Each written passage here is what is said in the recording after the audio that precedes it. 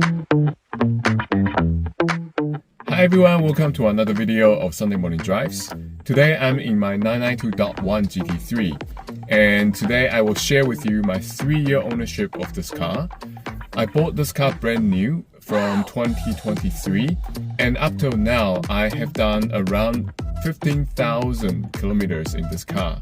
I've been using this car for long trips, for backroad driving, for Porsche club meets, car meets, Sunday drives, and also track driving.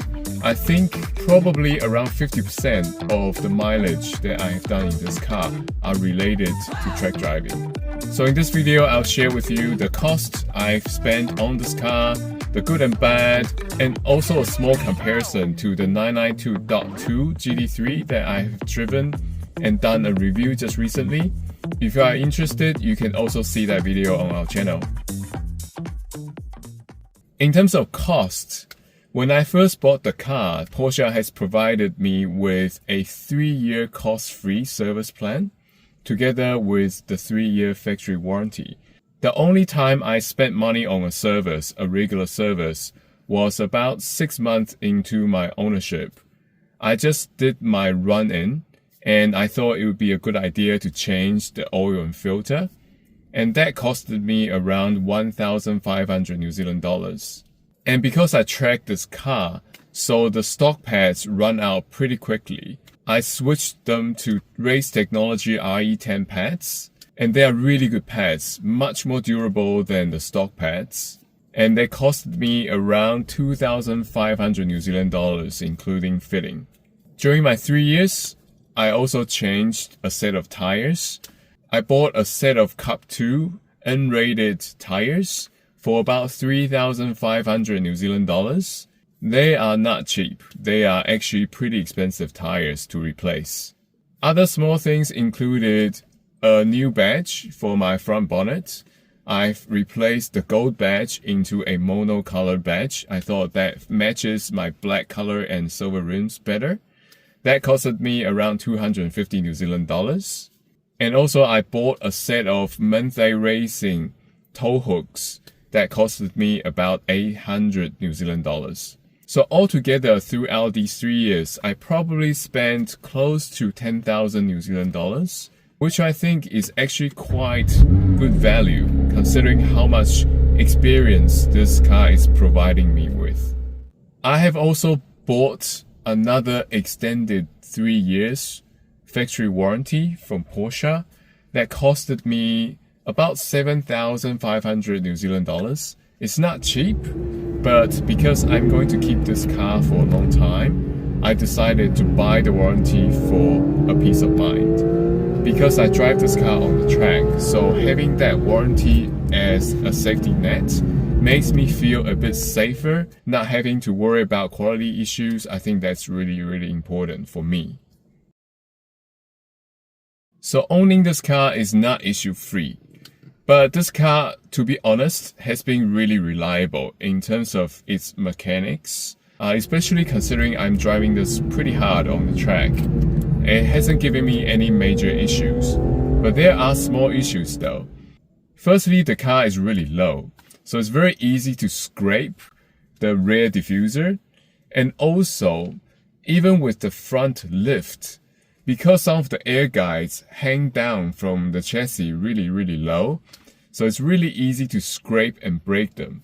I actually managed to break off one of the air guides that guides air to the brakes when I was driving over a speed bump. So I guess that's something you just have to be very mindful when you are driving this car. I also had small issues with the alignment of this car. After 2 years driving this car, especially driving on track, I felt that the steering wheel is not straight. So I took it back to Porsche for them to do an alignment. And long story short, I had to repeatedly bring this car back 3 times for them to get the alignment correct and the steering wheel dead center.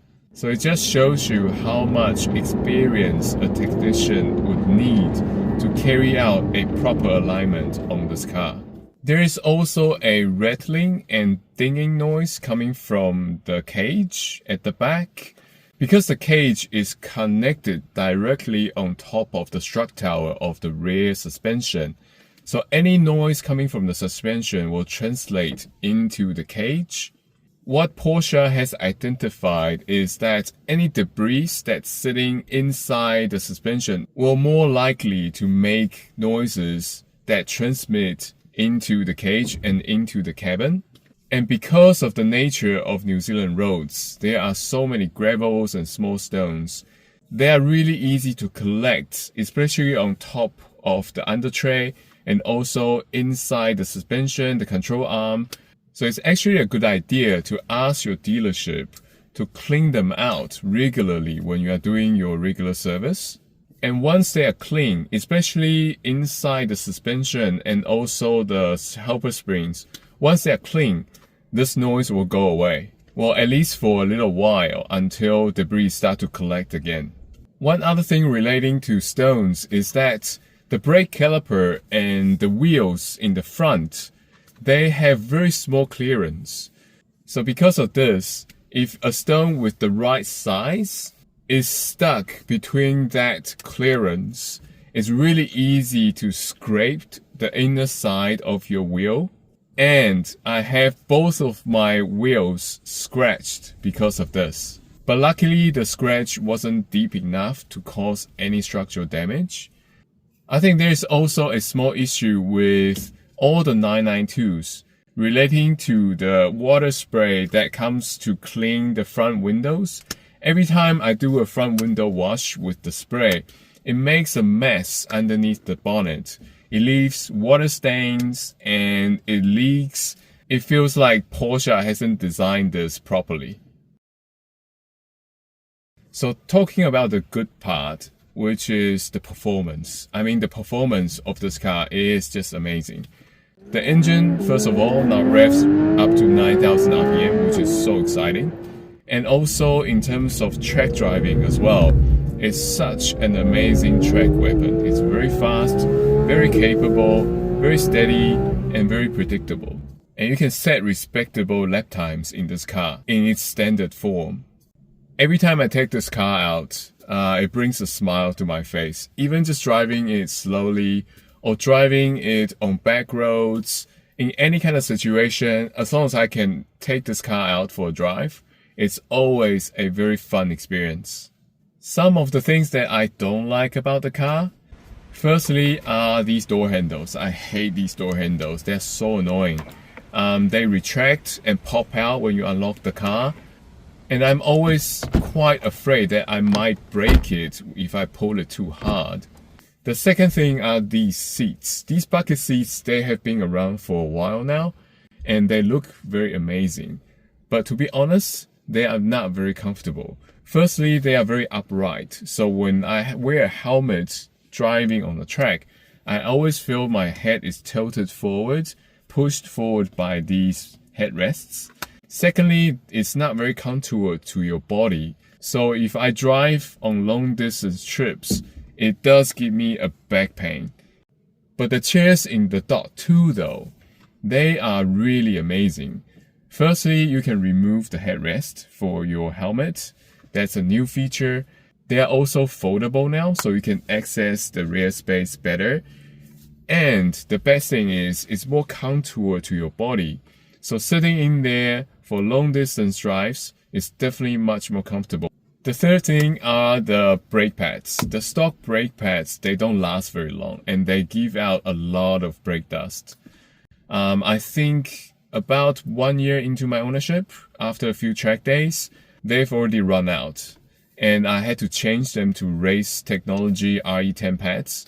The RE10 pads, they are amazing. They last longer, less dust, and they brake better as well. They give you more bite on the track and on road driving. They are just generally better pads than the stock ones. Other than that, I think this car is perfect. In stock form, it's amazing. I'm glad I bought this car back then at that price, and I think I'll keep this car for a long time to come. And comparing it to the 992.2, which I've driven and done a review recently, I personally would prefer to have this car than the Dot 2. Reason being, this car I feel is a bit more raw. This car has a better steering feel. Although some people might think it's busy, but personally I like that. I think a sports car is supposed to feel busy. You are supposed to feel everything under your fingertips, what the front end is doing. But the Dot 2, actually they've numbed the steering wheel. So the steering wheel feels more comfortable, less busy, but you get less feel as well. And in terms of acceleration, I actually think the Dot 2 is more visceral in terms of acceleration because of the shorter gearing. Although it's 20 newton-meters short or lower than the Dot 1, but because of the shorter gearing, it does accelerate stronger. But that difference is very small though. And in terms of sound, I think the Dot 1 actually sounds more raw.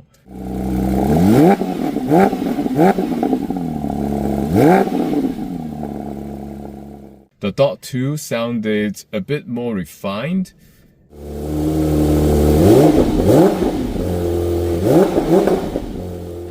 In terms of the loudness, they are both pretty similar, but I do still like the Dot 1 sound a little bit better. The biggest difference would be the suspension. The Dot 1 has firmer suspension, and it's more jarring and more jumpy when you are going on uneven roads. And the Dot 2 is a bit more refined and has a more compliant setting for the suspension. So going on back roads, the Dot 2 actually felt more compliant and more planted to the road. But again, personally, I feel the Dot 1, in terms of suspension, it's a bit more raw, and I personally like that raw feeling. And also, if you compare the prices, I got this car for about 360,000 New Zealand dollars, and the 992.2 GT3 that I have driven is almost $500,000, which is a huge jump in 3 years' time.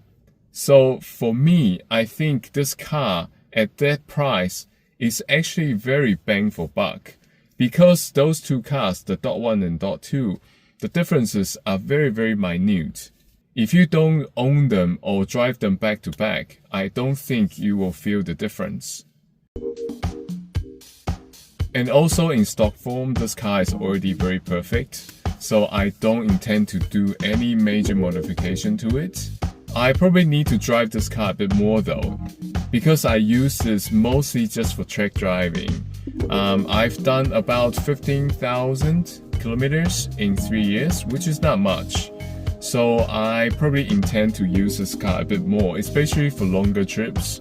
I usually drive my Lotus Exige for backroad driving because I feel that car is smaller, it's lighter, it's a manual car, it's more engaging to drive on back roads. But I think I'm probably going to switch that around, maybe use this car a bit more on back roads, and maybe take the Exige to the track. Also, one thing I forgot to say is the PPF I've done for this car. When I first bought the car, I did a full car PPF. There is paint protection film on this car, and I'm glad I have put PPF on the full car because I could see stone chips everywhere around the car. So the PPF actually saved my stock paint. So if you are buying a new Porsche or GT3, I do recommend doing a full PPF on your car. That is something that I would definitely do again if I buy a new Porsche. But unfortunately, the front end, the black plastic bits, they are un-PPFable. You can't put any protection on those. So unfortunately, they are banged up pretty badly by all the stones coming out from the road and also from the front car. But the good thing is, they are not made out of carbon fiber. They are just plastic parts, and they are not too expensive to replace. So maybe in the future, after 5 years or 6 years, when they are banged up pretty badly, I might get them replaced. So thank you for watching. Hope you enjoyed my 3 years ownership review of my 992.1 GT3. If you have any questions, you can always comment in the comment section. And please don't forget to like and subscribe to my channel, and hope to see you again in our next video.